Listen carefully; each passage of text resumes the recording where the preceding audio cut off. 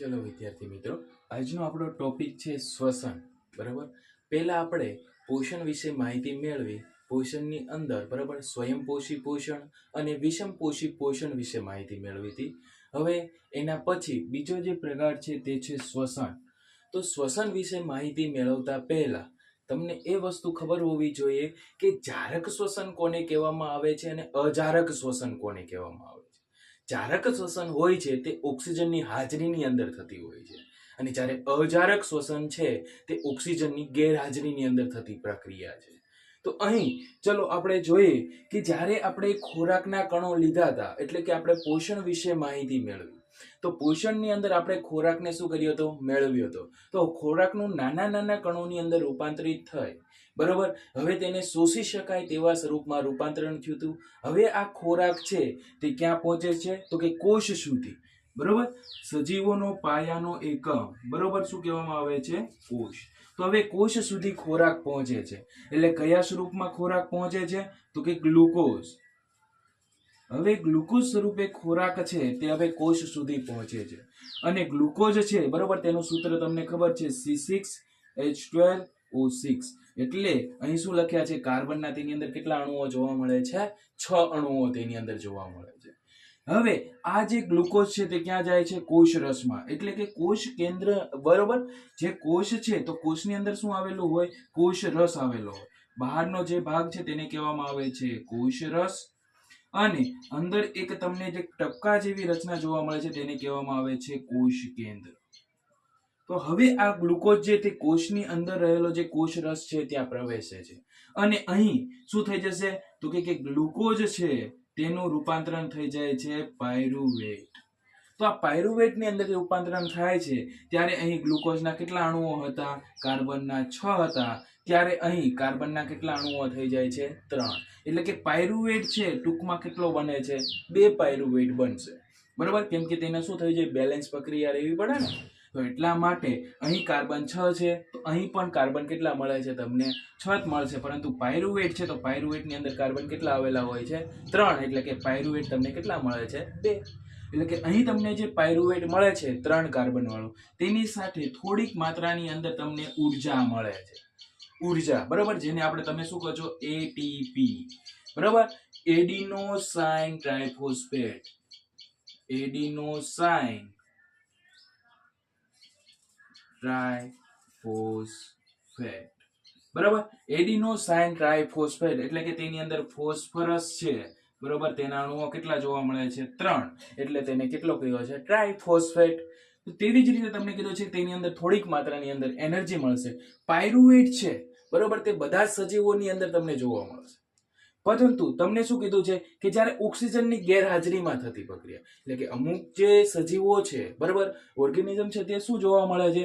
તો કે તે ઓક્સિજનની તેને જરૂર હોતી નથી. જેમ કે તમને ઉદાહરણ આપેલું છે ઈસ્ટ, અને તમારા શરીરની અંદર જોવા મળતા અંતઃપરોપજીવીઓ જેમ કે પ્લાઝ્મોડિયમ બરોબર, પટ્ટીકૃમિ બરોબર. તો આ બધા જે બરોબર જે છે તે શું કરે છે? તો કે O2 ની બરોબર તેની અંદર શું હોય છે? ગેરહાજરી. એટલે O2 ની તેને જરૂર પડતી નથી. ત્યારે તે શું બનાવે છે? તો કે પાયરુવેટ નું રૂપાંતરણ તે ઇથેનોલ અને કાર્બન ડાયોક્સાઇડ ની અંદર કરે છે. ત્યારે તેને ઉર્જા મળે છે, પરંતુ કેવી મળે છે? ઓછી માત્રાની અંદર ઉર્જા ઉત્પન્ન થાય છે. પછી તમને કીધું છે કે પાયરુવેટ માંથી બરોબર જ્યારે ઓક્સિજનનો અભાવ હોય બરોબર, ઓક્સિજનનો અભાવ એટલે કે ઓછા પ્રમાણમાં મળવું. ઓક્સિજન કેવો મળે છે? ઓછા પ્રમાણમાં. જ્યારે તમે કસરત બહુ કરો બરોબર, હાથ એમના એકધારો ચલાયા જ રાખો, પછી તમને હાથની અંદર શું થવા મળે છે? દુખાવો પેદા થાય. તો આ દુખાવો જે છે તે સ્નાયુની અંદર બરોબર લેક્ટિક એસિડનો ભરાવો થઈ જાય છે. એટલે કે ઓક્સિજન છે ત્યાં કેવું મળશે? ઓછી માત્રાની અંદર મળે છે. ઓક્સિજન ઓછી માત્રામાં મળવાને લીધે ત્યાં લેક્ટિક એસિડ ભરાઈ જાય છે, જેનાથી તમને હાથ બહુ દુખવા મળે છે. તો અહીં લેક્ટિક એસિડની સાથે બરોબર ઉર્જા ઉત્પન્ન થાય છે, પણ હાવ નહીવત પ્રમાણની અંદર, ઓછી માત્રાની અંદર ઉત્પન્ન. પછી તમને કીધું છે કે હવે જો સજીવોની વાત કરી છે કે ઓક્સિજનની હાજરી આપણે શું કરીએ છીએ? O2 લઈએ છીએ અને CO2 શું કરીએ છીએ? મુક્ત કરીએ છીએ. તો તેના માટે જ્યારે આપણે O2 લઈએ છીએ આપણા શરીરની અંદર, આપણે શું લીધું હતું? ગ્લુકોઝ. ગ્લુકોઝ ક્યાં ગયું? કોષરસમાં. ત્યાંથી પાયરુવેટ બનાવ્યું. તો હવે પાયરુવેટ છે તે શું કરશે? તો કે ઓક્સિજનની હાજરીમાં તે કણાભ સૂત્રની અંદર પ્રક્રિયા કરે છે. તમને ખબર છે કે સેલ છે બરોબર, આ કોષ છે, કોષ છે તો કોષની અંદર તમને શું જોવા મળે છે તો કે કોષ રસ જોવા મળે છે. આ કોષ રસની અંદર શું આવેલું હોય છે? કણાભ સૂત્ર. કણાભ સૂત્રને શું કહેવામાં આવે છે? ચલો, કણાભ સૂત્રની અંદર, તો આ કણાભ સૂત્રને બરોબર પાવર હાઉસ તરીકે પણ ઓળખવામાં આવે. બરોબર, સેલનું પાવર હાઉસ તરીકે પણ તેને ઓળખવામાં આવે છે. અને આ કણાભ સૂત્રની અંદર પહેલા અહીં શું આવશે તો કે ગ્લુકોઝ આવશે. ગ્લુકોઝનું રૂપાંતરણ પાયરુવેટ ની અંદર થશે અને આ પાયરુવેટ છે તે ક્યાં જઈ જશે? કણાભ સૂત્રની અંદર જશે અને કણાભ સૂત્રની અંદર તે કાર્બન ડાયોક્સાઇડ અને શું બનાવે છે? પાણી બનાવે છે.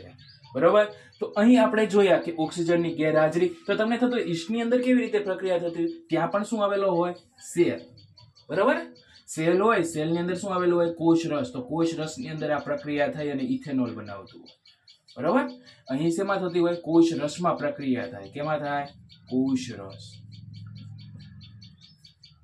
બરોબર વિદ્યાર્થી મિત્રો, તો અહીં તમને આટલી માહિતી મળી કે જારક શ્વસન અને અજારક શ્વસન વિશે પહેલા આપણે માહિતી મેળવી કે જારક શ્વસન છે તે ઓક્સિજનની હાજરીમાં થાય છે, જ્યારે અજારક શ્વસન છે તે ઓક્સિજનની ગેરહાજરીમાં પ્રક્રિયા થાય છે.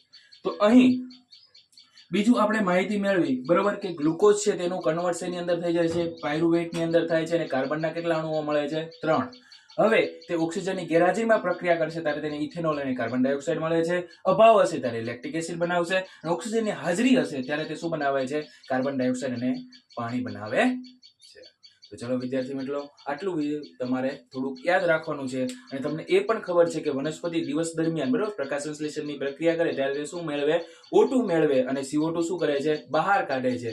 જ્યારે રાત્રિય દરમિયાન વનસ્પતિ શું કરે છે? CO2 મેળવે છે. બરોબર, આ શું O2 છે તે લે છે અને CO2 શું કરે છે? બહાર કાઢે છે.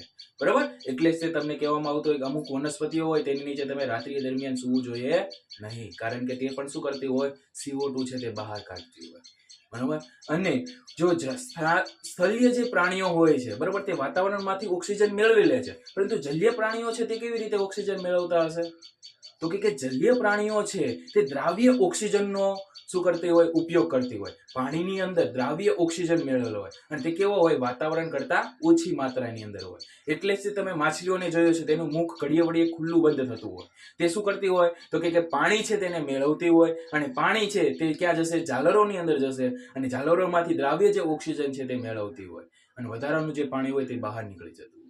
તો આવી રીતે જે જલીય નિવાસી જે પ્રાણીઓ છે બરોબર તે ઓક્સિજન છે દ્રાવ્ય ઓક્સિજન મેળવે છે, જ્યારે સ્થળીય જે પ્રાણીઓ છે તે વાતાવરણમાંથી શું કરે છે? ઓક્સિજન મેળવે છે. તો ચલો વિદ્યાર્થી મિત્રો, આગળનો આપણો ટોપિક છે બરોબર કે શ્વસન તંત્ર. તો તેના માટે તમારે શું કરવું પડશે? અમારી YouTube ચેનલ સાથે જોડાયેલું રહેવું પડશે. તો થેન્ક યુ મિત્રો.